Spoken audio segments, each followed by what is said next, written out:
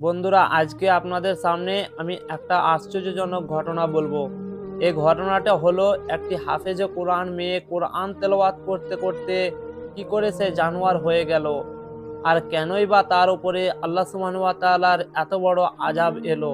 সে কোরআন তেলাওয়াত করার সময় কি ভুল করত, যার কারণে তার উপরে এত ভয়ানক আযাব এলো। সে কি এমন গুনাহ করছিল, এই সব কিছু জানতে হলে আমাদের সঙ্গেই শেষ পর্যন্ত থাকুন। এই ঘটনাটি অনেক কিছু শিক্ষার বিষয় রয়েছে, খাস করে আমাদের মা বোনদের। তাই ভিডিওটি প্রথম থেকে শেষ পর্যন্ত দেখার অনুরোধ রইল। কোনো এক দেশে নোমান নামের একটি ছেলে তার স্ত্রী আর তার একটিমাত্র কন্যার সঙ্গে থাকতো। নোমান সে একজন অনেক নেককার ভালো মানুষ ছিল। প্রত্যেকদিন সে ফজরের নামাজ পড়ে নদীতে মাছ ধরতে যেত, আর সেই মাছগুলো বাজারে বিক্রি করে সে বাড়িতে আনতো। আর এরকম করেই তাদের সংসার চলতো।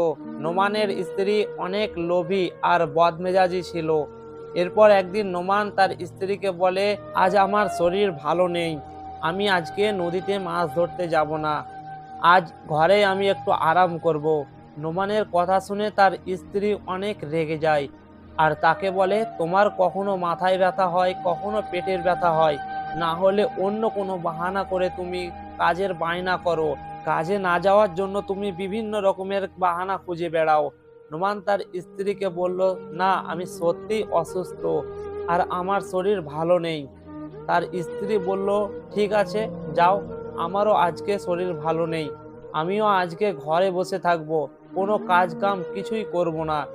এরপর তার স্বামী বলল, ঠিক আছে, তুমি রাগ করো না, আমি নদীতে যাচ্ছি মাছ ধরতে। এরপর নোমান নদীতে গিয়ে মাছ ধরতে শুরু করলো। আর যখনই সে নদীতে জাল ফেললো, তখনই সে একটি ঝুড়ি দেখতে পায়, আর সেই ঝুড়িতে একটি বাচ্চা রয়েছে। নোমান এদিকে ওদিকে দেখতে শুরু করলো, কিন্তু কোথাও কাউকে দেখতে পেল না। না জানি কে এই বাচ্চাটিকে এই নদীর কিনারায় ছেড়ে চলে গিয়েছে। আশেপাশে তো কাউকেও দেখতে পাচ্ছি না। আমি যদি এই বাচ্চাটিকে এখানেই ছেড়ে চলে যাই, তাহলে তো এই বাচ্চাটি মরেই যাবে। তার থেকে ভালো আমি বাচ্চাটিকে আমার ঘরেই নিয়ে যাই। এরপর নোমান ওই বাচ্চাটিকে নিয়ে তার ঘরে ফিরে আসে আর তার স্ত্রীকে বলল, এই দেখো আমি কি নিয়ে এসেছি। এরপর তার স্ত্রী ওই বাচ্চাটিকে দেখে অনেক রাগ হলো, আর সে বলল, তুমি এটা কি এনেছো? তোমার যখন যা মনে যায় তুমি তাই তখন করছো। তুমি এটা কি কুড়িয়ে এনেছো? তুমি এই ছেলেটাকে কোথা থেকে কুড়িয়ে নিয়ে এসছো? একেই তো তুমি কোনো মাছ ধরে আনোনি, বাড়িতে কোনো খাবার দাবারও নেই, অথচ কোথা থেকে আর একটা বিপদ কুড়িয়ে এনেছো। এরপর নোমান তার স্ত্রীকে বলল, তোমার তো শুধু টাকা আর টাকা, তুমি টাকা ছাড়া আর কিছুই চেনো না। এই ছোট্ট মাসুম বাচ্চাটির দিকে দেখো, একে কে যেন ঝুড়ির মধ্যে রেখে নদীতে ফেলে চলে গেছে। তার স্ত্রী রাগান্বিত হয়ে বলল, যার বাচ্চা সে ছেড়ে দিয়ে চলে গেছে, তুমি কেন তাকে কুড়িয়ে নিয়ে এসছো? নোমান তার স্ত্রীকে বলল, তুমি কি রকম কথা বলছো? আমি যদি বাচ্চাটিকে না আনতাম, তাহলে তাকে হয়তো কোনো মাছে খেয়ে নিত। তার স্ত্রী রেগে গিয়ে বলল, তাকে মাছে খেয়ে নিত ইয়া কোনো জন্তু জানোয়ারে খেয়ে নিত, তাতে আমার কোনো যায় আসে না, আমি তাকে কোনো মতেই এই বাড়িতে রাখবো না। তার স্ত্রীর কথা শুনে সে অনেক রেগে যায় আর তাকে বলে, বাস অনেক হলো, আজ থেকে আমি আর তোমার কোনো রকমের কথা শুনবো না, তোমার মন মর্জি অনেক হয়েছে, আর আমি তোমার একটাও কথা শুনবো না। তুমি আমার একটা কথা কান খুলে শুনে নাও, এই বাচ্চাটি আমার মেয়ে সাকিনার সঙ্গে লালন পালন হবে, আর এই ব্যাপারে আমি যেন আর দ্বিতীয়বার কোনো রকমের কথা না শুনতে পাই। নোমানের স্ত্রী এই প্রথম তার স্বামীকে এত রাগান্বিতভাবে কথা বলতে দেখে সে একটু ভয় পেয়ে যায়, আর তখন তাকে আর কিছুই না বলে চুপ করে থেকে যায়। নোমান ওই ছোট্ট বাচ্চাটার নাম সুমাইয়া রাখে। এরপর আস্তে আস্তে সুমাইয়া আর সাকিনা দুজনেই অনেক বড় হয়ে যায়। একদিন সুমাইয়া তার বাবাকে বলে, আব্বাজান, আমি কি তোমার সঙ্গে নদীতে মাছ ধরতে যাব? নোমান তার মেয়ে সুমাইয়ার কথা শুনে অনেক হাসলো আর তাকে বলল, তুমি কি মাছ ধরতে শিখতে চাও? সুমাইয়া বলল, হ্যাঁ আব্বুজান, আমিও মাছ ধরা শিখতে চাই। এরপর নোমান তার মেয়েকে বলে, তুমি অনেক ছোট, তুমি গিয়ে সাকিনার সঙ্গে খেলা করো, যখন তুমি বড় হয়ে যাবে তখন আমার সঙ্গে মাছ ধরতে যাবে। এরপর নোমানের স্ত্রী এসে তাকে বলে, সে যখন এতই বায়না করছে যে মাছ ধরতে যাবে, তো তুমি তাকে মাছ ধরতে নিয়ে যাচ্ছ না কেন? ভালোই তো হবে, তোমার কাজ তাড়াতাড়ি হয়ে যাবে। নোমান তার স্ত্রীকে বলল, আমি সাকিনা আর সুমাইয়া দুজনকেই কোনো রকমের কাজ করাবো না, আর তোমাকে এ ব্যাপারে কোনো কিছু চিন্তা করতে হবে না। নোমানের স্ত্রী সুমাইয়াকে একটু পছন্দ করতো না, কিন্তু তার স্বামীর জন্য সে মজবুরি ছিল। এরপরে হঠাৎ একদিন নোমানের মৃত্যু হয়ে যায়। সাকিনা আর সুমাইয়া দুজনে অনেক কান্নায় ভেঙে পড়ে। এরপর নোমানের স্ত্রী সালমা সাকিনাকে জড়িয়ে ধরে বলে, তোমার বাবা এই পর্যন্তই ছিল, তোমাকে এবার অনেক শক্ত হতে হবে। সাকিনা তার মার দিকে চেয়ে বলল, মা, আমাদের সংসার কিভাবে চলবে? আল্লাহ তো আমাদের মাথার ছাদকেই সরিয়ে দিল, এবার আমাদের সংসার কিভাবে চলবে? এরপর সাকিনার মা সালমা তাকে বলল, সুমাইয়া তো আছেই, সে তো তার বাবার সঙ্গে মাছ ধরা শিখেছে, সে এবার থেকে আমাদের সংসার চালাবে। সালমার মুখে এ কথা শুনে সুমাইয়া বলল, হ্যাঁ আম্মাজান, আমার বাবার বদলে এবার থেকে আমি সংসারের দেখভাল করব, তুমি কোনো চিন্তা করো না। সালমা সুমাইয়াকে বলল, তোমাকে আর বেশি কথা বলতে হবে না, তুমি যদি না মাছ ধরতে যাবে তাহলে কে যাবে? সালমা সুমাইয়াকে প্রত্যেক দিন বাড়ির সমস্ত কাজ করাতো, আর মাছ ধরতেও পাঠাতো, আর তাকে বাসি খাবার খাওয়াতো। একদিন সুমাইয়া যখন নদীর ধারে মাছ ধরতে যায়, তখন সে তার বাবার কথা মনে করে, আর নদীর দিকে মুখ করে সে বলে, আব্বুজান, তুমি কেন আমাদেরকে ছেড়ে চলে গেছো? তোমাকে আমার অনেক মনে পড়ছে। আজ আমি জানতে পারছি যে তুমি ছাড়া আমাকে এই বাড়িতে আর কেউ ভালোবাসে না, আমাকে ভালোভাবে কোনোদিন খাবারও খেতে দেয় না। আমি আল্লাহর কাছে প্রত্যেক দিন দোয়া করি, ইয়া আল্লাহ, আপনি আমার কাছে আমার আব্বুজানকে ফিরিয়ে দিন। এটা কি হতে পারে না? এবার আমি কি করব? আমাকে একটি রাস্তা দেখিয়ে দিন। কিন্তু সে কোনো প্রকারের কোনো কিছুই জবাব পেত না। এরপর সুমাইয়া কাঁদতে কাঁদতে বাড়ির দিকে চলে আসে, আর বাড়িতে এসে তার মা রাগের মাথায় তাকে বলল, চলে এসছো, নদী থেকে পানি আনতে এত দেরি কেন হলো? সুমাইয়া তার মাকে বলল, আম্মাজান, পানি ভরে আমার কলসিটা অনেক ভারী হয়ে গেছিল, তার জন্য আমি আস্তে আস্তে বাড়ি ফিরছিলাম। তারপরে তার মা বলল, বাস, তোমাকে আর কোনো বাহানা করতে হবে না, ঠিকভাবে তো কোনো কাজ করোই না, আবার খাবার বেলায় ঠিক অনেক খাবার খাও। সুমাইয়া তার মাকে বলল, তুমি তো আমাকে বাসি খাবার খেতে দাও। সুমাইয়ার এই কথা শুনে তার মা অনেক রেগে যায়, আর তাকে বলে, তুই আমার কথার উপরে কথা বললি, থাম, তোর একটা ব্যবস্থা না করলে তুই ঠিক হবি না। সুমাইয়ার মা সুমাইয়াকে অনেক মারধর করলো, এমনকি সে তার মাথা পর্যন্ত ফাটিয়ে দিল। সুমাইয়াকে তার মা তাকে মারছে, আর পাশে সাকিনা দাঁড়িয়ে দাঁড়িয়ে হাসছে। পরের দিন সুমাইয়া ফজরের নামাজ পড়ে আল্লাহর কাছে দোয়া করে, আর সে অনেক কান্না করে। কাঁদতে কাঁদতে সে নদীর কিনারায় চলে যায়, আর তার মাথা ফেটে যাওয়ার যন্ত্রণায় সে অনেক কাঁদতে শুরু করে। এরপর নদীর কিনারা দিয়ে এক নেক বৃদ্ধ মানুষ যাচ্ছিল, সে সুমাইয়ার কাছে আসে আর তাকে বলে, বেটি, আমাকে তুমি একটু জল খাওয়াতে পারবে? সুমাইয়া তাড়াতাড়ি করে নদী থেকে জল তুলে আনে, আর ওই মানুষটিকে দেয়। এরপর আল্লাহওয়ালা লোকটি জল খাওয়ার পর সুমাইয়ার মাথার উপরে হাত রাখে, আর তাকে বলে, বেটি, তুমি অনেক ভালো, তুমি আমাকে জল পান করালে, এর বদলে আমি তোমাকে কিছু দিতে চাই। সুমাইয়া ওই বাবাকে বলল, আমি কিছু চাই না। ওই নেক মানুষটি সুমাইয়াকে বলল, তোমার কি কোনো কিছু চাই না? সুমাইয়া বলল, না, আমার আব্বুজান আমাকে এইটুকু শিখিয়েছে যে কোনো স্বার্থের বিনিময়ে কারো উপকার না করতে। সুমাইয়ার মাথা ফেটে যাওয়া দেখে আল্লাহওয়ালা লোকটি সুমাইয়াকে বলল, বেটি, তোমার মাথায় এটা কি হয়েছে? এরপর সুমাইয়া কাঁদতে শুরু করে, আর আল্লাহওয়ালা লোকটিকে সমস্ত ঘটনাটি বলে। ওই নেক মানুষটি সুমাইয়াকে বলল, বেটি, তুমি কোনো চিন্তা করো না, যার কেউ নেই তার আল্লাহ আছে।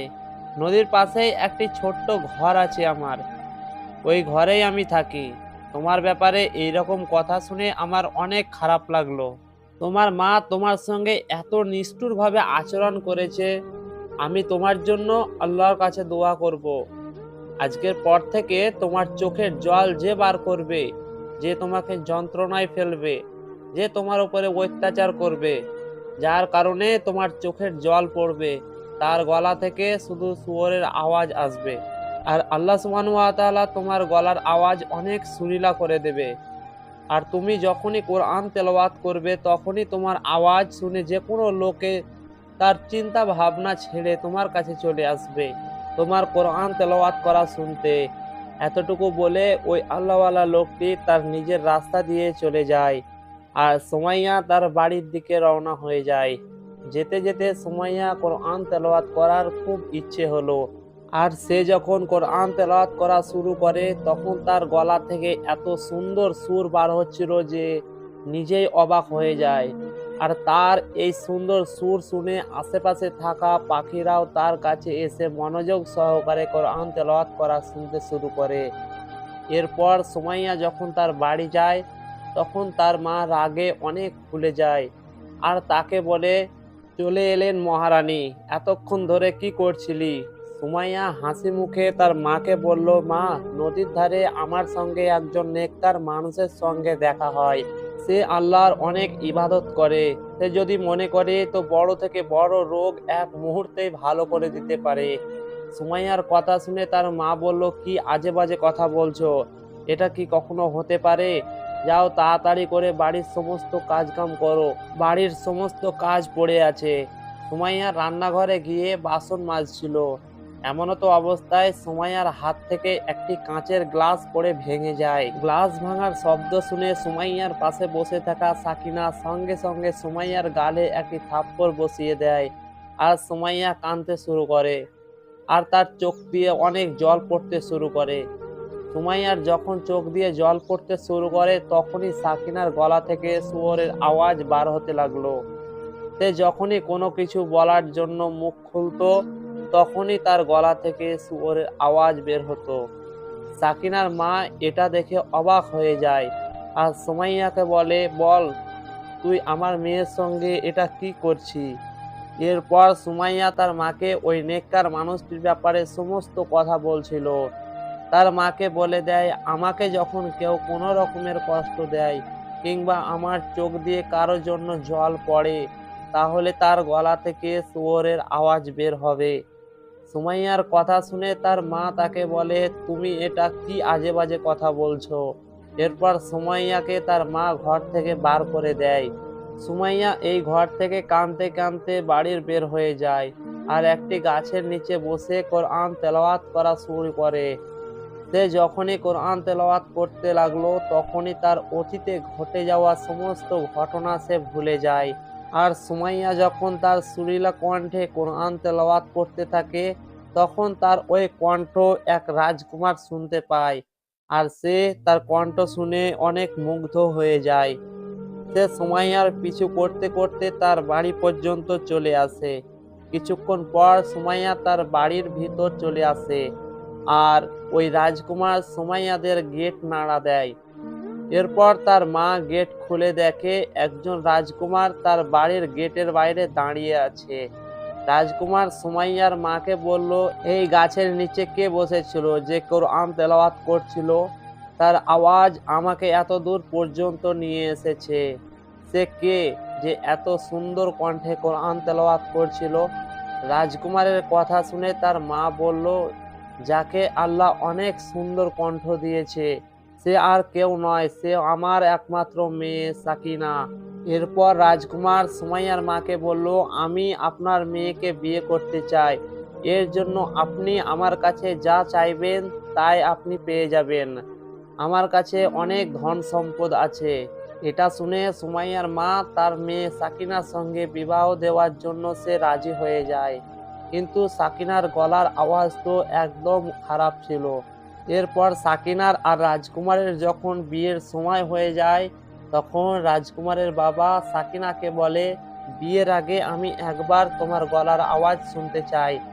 রাজকুমারের বাবার কথা শুনে সাকিনা আর তার মা সালমা অনেক ঘাবড়ে যায়, কেননা আজকের দিনে তাদের সমস্ত পর্দা ফাঁস হয়ে যাবে। সাকিনা আর তার মা সালমা অনেক কান্না করতে লাগে আর তারা একটি কাগজে সমস্ত সত্যি কথা লিখে দেয়। মা আর মেয়ের এত বড় মিথ্যে কথা শুনে রাজকুমারের বাবা অনেক রেগে যায় আর সুমাইয়া তাদের সঙ্গে ঘটে যাওয়া সমস্ত ঘটনা পাশে থেকেই দেখছিল। এরপর সুমাইয়া এসে রাজকুমারের বাবার পায়ে ধরে তাকে বলে, আপনি আমার মা এবং বোনকে মাফ করে দিন আর তাদেরকে হাজতে ভরবেন না। যদি কোনো শাস্তি আপনি দিতে চান তাহলে আপনি আমাকে দিন, কেননা এই সমস্ত কিছুর কারণ হলাম আমি। কারণ ওই কোরআন তেলাওয়াত করার মেয়েটি আর অন্য কেউ নয়, আমি ওই কোরআন তেলাওয়াত করছিলাম। রাজকুমার আমারই গলার আওয়াজ শুনেছিল। রাজকুমার যখনই আমার বোনকে দেখতো তখনই সে তার মুখটা পিছনে ঘুরে যেত, আর বিপরীত দিকে আমি ওই সুরিলি কণ্ঠে কোরআন তেলাওয়াত করতাম। রাজকুমারের বাবা বলল, আচ্ছা, এটাই যদি সত্যি হয় তাহলে এখন তোমাকে সবার সামনে কোরআন তেলাওয়াত করে শোনাতে হবে। সুমাইয়া যখন সবার সামনে কোরআন তেলাওয়াত করা শুরু করে তখনই সমস্ত লোকের রাগ দুঃখ সব কিছু মিটে যায়। সুমাইয়ার কোরআন তেলাওয়াত করা শোনার পর রাজকুমারের বাবা বলল, আমি একটা কারণেই তোমাদেরকে ছেড়ে দিতে পারি। তুমি যদি তোমার মেয়ে সুমাইয়ার সঙ্গে আমার একমাত্র ছেলের বিবাহ দাও তাহলে আমি তোমাদেরকে ছেড়ে দেব। এরপর সুমাইয়ার মা সুমাইয়ার হাত ধরে বলে, বেটি, তুমি আমাকে মাফ করে দাও।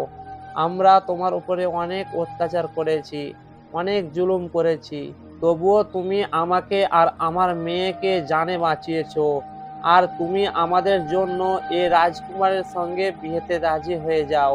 এরপর সুমাইয়া আর রাজকুমারের বিয়ে হয়ে যায়। সুমাইয়া একটি ভালো পরিবার পেয়ে যায় আর রানীর মতো সে বাড়িতে বসবাস করতে শুরু করে। তার চাকর বাকরের কোনো অভাব নেই, তার টাকা পয়সারও কোনো অভাব নেই। তো বন্ধুরা, আল্লাহ সুবহানাহু ওয়া তাআলার পবিত্র কালাম শরীফের ক্ষমতা কতটুকু, আপনারাও যদি কোনো দুশ্চিন্তার মধ্যে থাকেন তাহলে আল্লাহ সুবহানাহু ওয়া তাআলার পবিত্র কালাম শরীফ তেলাওয়াত করবেন। দেখবেন আপনাদের যদি কোনো দুশ্চিন্তা থাকে তাহলে এটা দূর হয়ে যাবে। এই গল্পটি কোনো সত্য গল্প নয়, এটা একটা বানানো গল্প। তাই ভিডিওটি যদি ভালো লাগে তাহলে লাইক করবেন, আর চ্যানেলে যদি নতুন হয়ে থাকেন তাহলে সাবস্ক্রাইব করে আমাদের সঙ্গেই থাকবেন। ধন্যবাদ।